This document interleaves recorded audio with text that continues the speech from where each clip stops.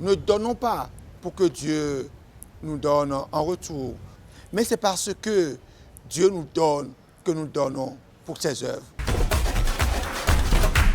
Calculs et intérêts déterminent malheureusement de plus en plus les relations humaines. La gratuité semble avoir disparu de nos pratiques et de nos gestes. Et pourtant, la vie naît de la gratuité. Et elle ne peut donc croître que dans la gratuité, que par la gratuité, et que nous enseigne d'ailleurs cette femme de la première lecture. Les femmes, elles sont des signes personnalisés de la gratuité. Sans rien attendre de retour, la veuve de Sarepta manifeste sa générosité. Sa générosité est gratuite. C'est un acte pour Dieu à travers Élisée, l'homme de Dieu. Et elle en est bénie, au-delà de toutes ses attentes, au-delà de ses espérances. La mesure de Dieu à qui cette femme fait gratuitement et gracieusement confiance, c'est une mesure sans mesure, c'est-à-dire l'abondance.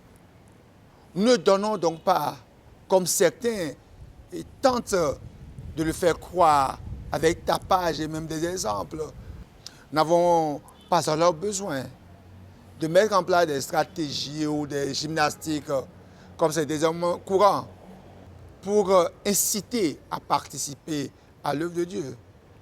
C'est parce que dans ce que Dieu nous a donné se trouve le bien de tous que nous partageons avec nos frères et sœurs. Ce que Dieu nous a donné. Et c'est parce que notre vie elle-même est don que nous pouvons être capables d'abandon pour Dieu. Et c'est à cette condition que nous sommes dignes de la vie donnée. Et c'est à cette condition que nous sommes dignes de celui qui nous a aussi donné cette vie. Car le Christ lui-même le dit, celui qui ne prend pas sa croix et ne me suit pas n'est pas digne de moi. Qui a trouvé sa vie la perdra. Qui a perdu sa vie à cause de moi la gardera. Le bienfait ne se perd jamais. Comme disait le cardinal Bernardin Ganti, quand on fait le bien, on ne sait pas tout le bien que l'on a fait.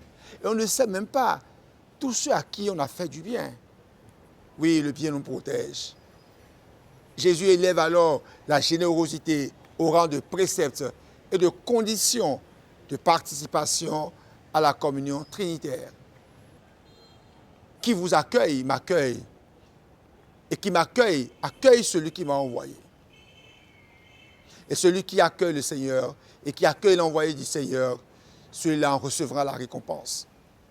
Cette générosité, cette hospitalité, cette bonté doit s'exercer envers tous, envers les plus petits, en qualité non seulement de prophètes, mais aussi de disciples, en qualité d'hommes.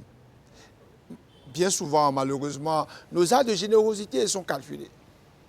Nous sommes généreux en fonction des personnes. Nous donnons selon les personnes. Non, la dignité de l'homme ne relève pas d'abord de ses attributs, de ses fonctions, mais de son être de créature à l'image de Dieu. Ce Dieu est tellement généreux qu'il ne regarde pas l'apparence, mais regarde le cœur, c'est-à-dire le fond. D'ailleurs, c'est en donnant que l'on reçoit. Et quelle est la récompense que Dieu accorde à celui qui donne et se donne? Les dons de Dieu sont hors proportion, hors de toute proportion. Non à cause de quelques mérites de notre part, mais à cause de son amour manifesté dans le don du Christ par sa passion et mort, source de toute grâce. Nous avons ainsi accès à ces grâces par le baptême qui nous fait mourir au péché et vivre en Dieu, vivre pour Dieu et à partir de lui, vivre pour nos frères et sœurs. Il nous faut alors la préférence absolue et totale de Dieu par rapport à toute affection humaine. Et Jésus lui-même le rappelle, celui qui aime son père ou sa mère plus que moi n'est pas digne de moi. Celui qui aime son fils ou sa fille plus que moi n'est pas digne de moi. Seigneur, préserve-nous de toute instrumentalisation de ta parole. Verse dans nos cœurs ton esprit de générosité et de gratuité ton esprit de don. Verse-le, ô mon Dieu, en sa plénitude sur chacun de nous. Amen.